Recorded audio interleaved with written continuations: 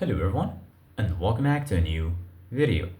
In this video I'm gonna show you guys how you can fix internet speed on the PlayStation 5. So if you guys want to learn how to do it, just follow the steps that I'm gonna show you. As you can see guys, I'm right now on the PlayStation 5 and this is how the homepage looks like. So right here, as you can see guys, you're gonna find your games and apps. If you go to the game library, you're gonna find all of your installed apps and games on this device.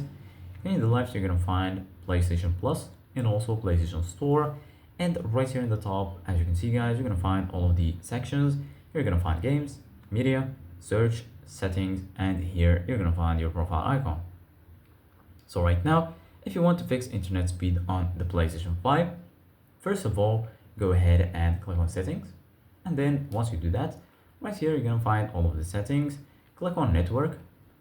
And then once you do that, right here, you're gonna find connection status and also settings.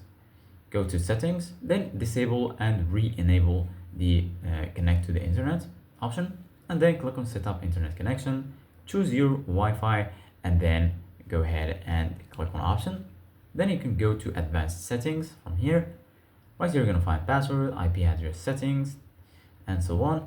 Go to DNS settings, and then you're gonna find it on default on automatic. Go ahead and set it to manual, and then go to the primary DNS. Make sure you set it to 8.8.8.8 and the secondary one to 8.8.4.4.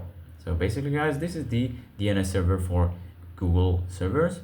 This DNS will make your ping much lower, and it might also fix your internet speed.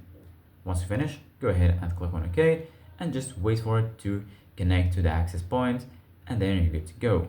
So this is it guys for today's video. Thank you guys for watching. See you guys in the next video.